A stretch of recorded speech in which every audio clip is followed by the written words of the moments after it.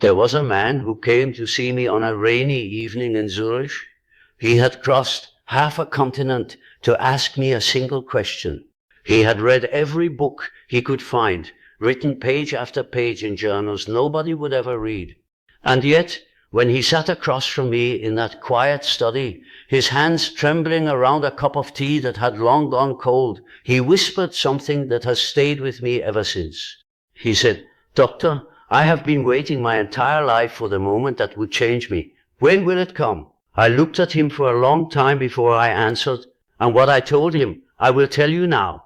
Because if you are listening to these words, then you too are standing at a threshold. You may not see it, you may not feel it, but something within you, something older and wiser than your conscious mind, has already begun to stir.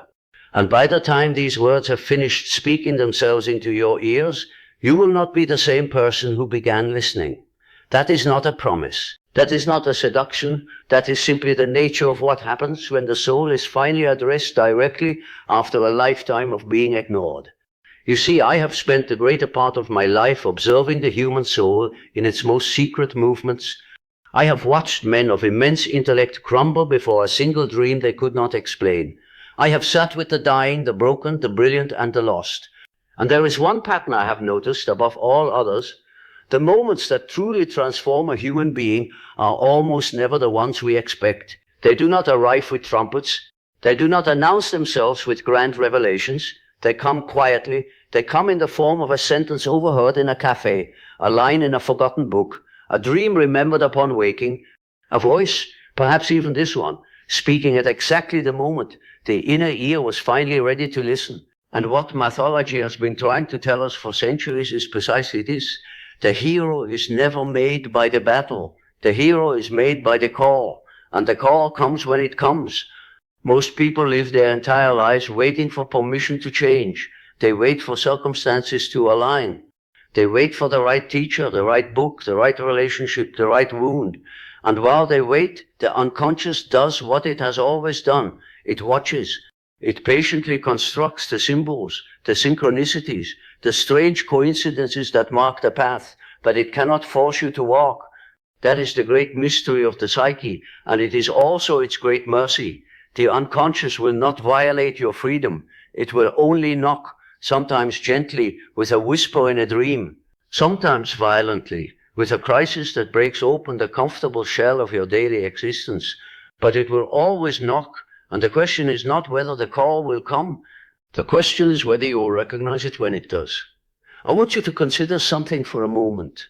Consider how many times in your life you have felt, even briefly, that something was about to shift, a strange feeling at dawn, a sudden clarity while walking, a moment when the world seemed to pause and look at you directly.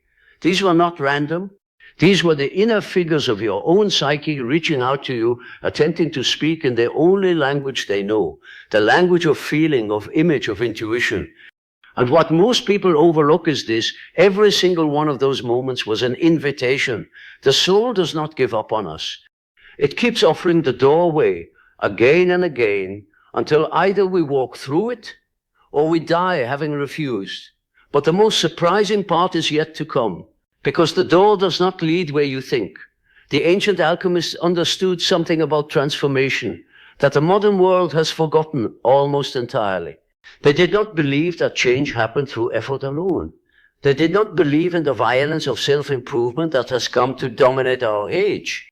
They spoke of the walk, the opus, as a slow and sacred process that began in what they called the nigredo, the blackening, the dark night, the moment when everything you thought you were dissolves into a kind of psychic chaos. And what they knew, which we have forgotten, is that this darkness was not the end of the walk. It was the beginning. Without the descent, there could be no ascent. Without the death of the old self, no birth of the new. And so when a man came to me, terrified by the darkness he had begun to feel within himself, I would not tell him to fight it. I would tell him to listen to it.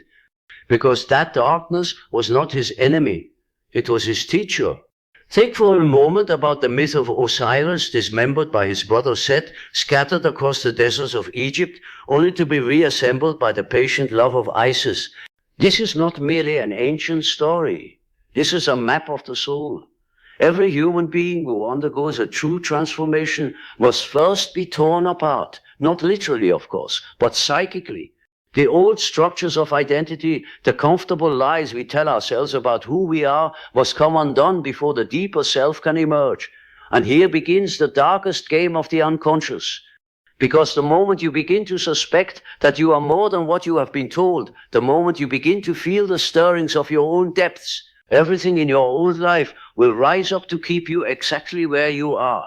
Your habits, your relationships, the voices in your head that sound like your parents but are not, they will all conspire not out of malice but out of inertia to keep the comfortable corpse of your former self breathing for as long as possible. This is why so many people sense the call and refuse it. This is why so many turn back at the threshold. The Greeks knew this. They wrote it into every myth. Orpheus, who could not resist looking back. Lot's wife turned to salt for the same reason.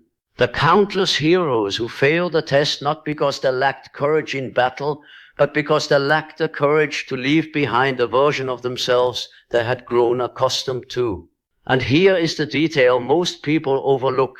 The transformation we long for is also the transformation we fear most. Because we know somewhere in the depths of us that to become who we are meant to be, we must first stop being who we have been. And that is a kind of death. A small death, perhaps, but a real one. And the ego, which is the part of you that organizes your daily life, that knows your name and your address and your story, does not want to die. It will do anything to prevent it. It will even disguise itself as your spiritual seeker, your serious student of psychology, your meditator, your philosopher, all the while keeping you safely on the surface, far from the actual descent. I once observed a woman in her 40s who had spent 20 years studying every system of self-development she could find. She knew the language of the soul better than most analysts. She could speak fluently of archetypes, of integration, of the shadow, and yet her life had not changed in any meaningful way. She came to me exhausted and confused. How was it possible, she asked, that she had done so much work and felt so little different? And I told her what I am telling you now. Knowledge of the psyche is not the same as encounter with the psyche. You can study water all your life and still die of thirst if you never drink. The maps are useful, but the maps are not the territory. And the moment you begin to mistake the map for the territory, you have entered a labyrinth from which it is very difficult to escape. What Jung said about this is deeply unsettling. He said that intellectual understanding can become the most sophisticated defense against actual transformation. Because as long as you are thinking about your soul, you are not feeling your soul. And the soul speaks the language of feeling, not the language of analysis. So what does it mean then to actually be changed? What does it mean for everything to shift? It does not mean what the marketplace of self-help suggests. It does not mean becoming a better version of who you already are. That is the great deception of our time. The promise that you can simply optimize your current self into happiness. The truth is far more radical and far more demanding. To truly transform is to allow the person you have been to come undone, so that a more genuine person can emerge. It is to discover, often with great surprise, that the self you have been defending all these years was not really you at all. It was a persona, a mask, a useful fiction constructed by the demands of your family, your culture, your survival. And underneath that mask, there is a face you have never quite seen in the mirror. A face that is older than your name. A face that belongs to what I have called the self with a capital S, the totality of who you are, both conscious and unconscious, both light and shadow, both temporal and eternal. The modern world has made this work almost impossibly difficult. We live in an age that has lost its gods, but not its need for them. We have driven the sacred out of the temples and the cathedrals, only to find it has taken up residence in our neuroses, our addictions, our compulsions, our restless scrolling through endless feeds. The hunger that was once satisfied by communion with the eternal has become a hunger that nothing can satisfy, because we no longer know what we are hungry for. We try to fill it with consumption, with achievement, with relationships that cannot bear the weight we place upon them. And we wonder why we wake at 3 a.m. with a feeling we cannot name. I will tell you what that feeling is. It is the soul knocking. It is the unconscious refusing to let you forget that you are more than the role you play. It is the deeper self calling you home to a place you have never been but somehow recognize. The real turning point begins right here. In the moment when you stop running from that 3 a.m. feeling. In the moment when you turn toward it instead of away. Because everything in our culture has trained you to medicate that feeling, to distract from it, to numb it with whatever is closest to hand. But the feeling is not the problem. The feeling is the doorway. And the doorway only opens for those who are willing to sit with the discomfort long enough to discover what lies on the other side. I've watched countless people stand at this doorway and turn back. I have watched a few brave souls walk through it. And I can tell you with absolute certainty that those who walked through never went back to being who they were. Not because they had transcended their humanity, but because they had finally entered it. You may be wondering what this has to do with you in this particular moment, listening to these particular words. I will tell you, the fact that you are still here, still listening, still allowing these reflections to reach into you is itself a sign. The unconscious does not waste its messengers. If you were not meant to hear this, you would have already turned away. You would have already found a reason to dismiss it. But something in you is leaning forward. Something in you recognizes, even if your conscious mind has not yet caught up, that there is a thread here worth following. And this is precisely how the work begins, not with a grand decision, not with a heroic vow, but with a small, almost imperceptible turning of attention, a willingness to listen, a willingness to consider that perhaps, just perhaps, the change you have been waiting for is not waiting for you. It is already happening. The alchemists had a phrase, solve et coagula, dissolve and coagulate. They understood that transformation required 2 movements, not 1. First, the breaking down, the releasing of what no longer serves, the honest acknowledgement of all that has been false, all that has been borrowed, all that has been worn out of fear rather than chosen out of truth. And only then, after that necessary dissolution, can the new form coagulate, can the more authentic self begin to crystallize. And what mythology has been trying to tell us for centuries is that this process cannot be rushed. The egg cannot be forced open from the outside without destroying what is within. The wine cannot be hurried into being. The soul has its own seasons, and those who try to skip the winter will never know the depth of the spring. I want to tell you about a dream that a patient once shared with me. He was a successful man in his early 50s. By every external measure, he had achieved everything he had set out to achieve. And yet he had begun to feel, as he put it, that he was a stranger in his own life. In the dream, he found himself walking through a vast and unfamiliar house, room after room, each one filled with objects he did not recognize, photographs of a family he had never met, books in a language he could not read. And then, at the end of a long corridor, he came to a door that was locked. He stood before it for what felt like hours. And then, in the way of dreams, he understood. The key was in his own pocket. It had always been in his own pocket. He simply had to take it out and use it. He woke up before he opened the door, and he came to me asking what it meant. I asked him a question in return. What if the house was you? What if every room was a part of yourself you had never visited? And what if the locked door was the one room you had been most afraid to enter, the one that contained the truth of who you actually are? He sat for a long time, and then he wept. Not because he was sad, because he had finally been seen. This is the work. Not the work of becoming someone new, but the work of finally meeting the someone you have always been. And here is the paradox at the heart of all genuine transformation. The change you seek is not a change at all. It is a remembering. It is a returning. It is the dropping of every false self you have constructed until only what was true to begin with remains. The mystics knew this. The poets knew this. The children, before the world taught them to forget, knew this.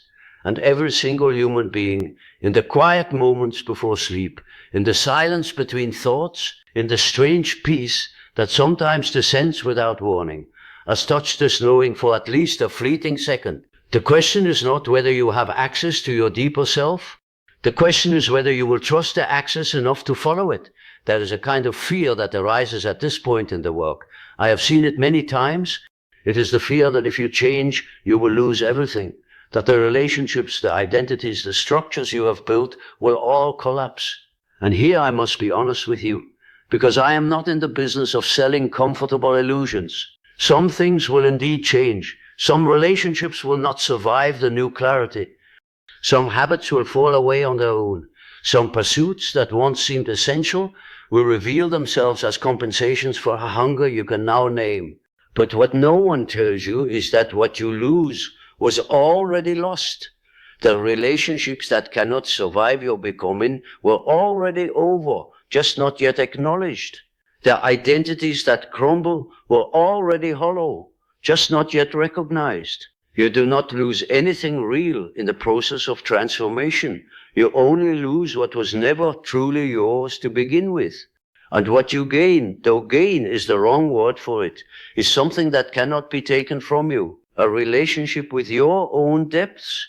An ability to hear yourself, finally, beneath the constant noise of who others have told you to be. A sense of presence in your own life that no external circumstance can grant and no external loss can destroy. This is what the ancients meant when they spoke of the philosopher's stone. Not a literal substance that turns lead into gold, but the inner achievement that turns the lead in ordinary life into something golden, something luminous, something that knows itself, finally, and is at peace with what it knows. This is the rubedo, the reddening, the final stage of the alchemical work. And it is available to anyone who is willing to undergo the nigredo first. There is no shortcut. There is no bypass. The only way out is through. I have come to believe over a long lifetime of observation that every human being is being slowly prepared for a moment of awakening. The unconscious is patient. It will use whatever materials your life provides, your suffering, your joy, your relationships, your dreams. Even the chance encounter with a voice speaking these particular words at this particular hour. All of it is being woven into a pattern that only becomes visible in retrospect. And when the moment comes, and it does come, for those who are willing to receive it, you will not be able to say exactly how it happened. You will only know that it has happened, that something has shifted, that you can no longer go back to the old way of seeing, because the eyes through which you saw it are no longer your eyes. They have been replaced, gently and without your noticing, by eyes that see more deeply. And once you have seen more deeply, the surface no longer holds. Now I want you to do something, even if just for a moment. Here in the privacy of your own listening, I want you to ask yourself a question. Not the question your ego would ask, which is always some version of how do I get more of what I want, but the question your soul has been waiting for you to ask. What if the life I am living is not the life I was meant to live? What if the self I am defending is not the self I truly am? What if everything I have been calling failure was actually the unconscious trying to redirect me towards something more genuine? Sit with that. Do not rush to answer. The answer is not the point. The point is that you finally allow the question. Because the moment you allow the question, the unconscious knows that you are ready, and it will begin in its own time and in its own way to respond. Not in words, rarely in words, but in symbols, in dreams, in synchronicities. In the strange way that the right book will appear in your hands at the right moment, or the right person will say the exact thing you needed to hear. The world will begin to speak to you, because you have begun to listen. This is what I meant when I told that exhausted man in my Zurich study all those years ago, that the moment he was waiting for was already here. The transformation he sought was not somewhere in his future. It was in his willingness right then to sit with the question he had not yet allowed himself to ask. And that is what I'm offering you, here, in this strange and intimate space between a voice and an ear. Not a method, not a system, not another technique to add to the collection, but an invitation. The invitation that the soul has been extending to you for as long as you have been alive, and which is being offered once again in this very hour. Whether you accept it or not is not for me to say. The unconscious will not force your hand, but I will tell you this because it is true. The fact that you have listened this far is itself a kind of answer. Something in you has already begun to say yes, and so I leave you with a final reflection. There is a story told in many traditions, in many forms, of a traveler who searched the world for a treasure. He climbed mountains, he crossed deserts, he consulted sages and oracles, and after many years, exhausted and empty-handed, he returned to his own home. And there, in the corner of the simple room where he had lived his entire life, beneath a stone he had walked over 10,000 times, he found what he had been seeking. The treasure had been there all along. The journey had not been wasted, because without it, he would never have learned to see what was already in front of him. But the destination in the end was the place he had never truly left. This is the great secret of the inner walk. You are not going somewhere new. You are returning to where you have always been.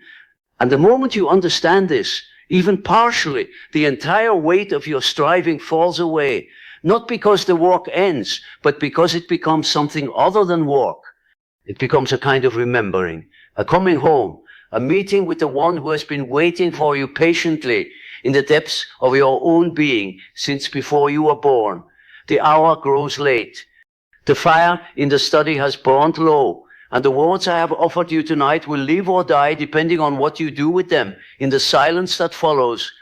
I have seen too many minds collect insights the way others collect coins and remain just as unchanged as if they had collected nothing at all.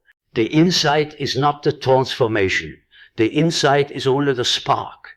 What matters is whether you carry that spark into the dark places of your own life where it can become a flame. Whether you take the questions raised here and let them work on you instead of trying to immediately resolve them. The unresolved question is far more powerful than the comfortable answer. The unresolved question keeps the door open, and the door, once opened, has a way of leading somewhere. Before you turn away from this voice and return to the ordinary business of your life, I ask only this. Notice in the next few days what arises. A dream you would have ordinarily forgotten. A feeling that comes from nowhere and asks to be felt. A moment in which the world seems briefly more vivid than usual. A stranger who says something that lands strangely deep. These are not coincidences. These are the messengers of your own unconscious, responding to the fact that you have finally turned to listen. Receive them. Do not analyze them too quickly. Let them speak in their own language. And slowly, almost imperceptibly, you will begin to feel that something has shifted. You will not be able to point to the moment of change. There will be no clear before and after. But one morning, perhaps weeks from now, perhaps months, you will catch a glimpse of yourself in a window or a mirror, and something behind your eyes will look back at you differently. And you will simply know that the work has begun, that the descent has been received, that the long journey home has finally, after all this time, gotten underway. So tell me, now that we have come this far together, when was the last time you allowed yourself to truly listen, not to the voices of the world, but to the quiet voice that has been speaking from beneath all of them, since the moment you first drew breath? And what might it say if you finally gave it the room to speak?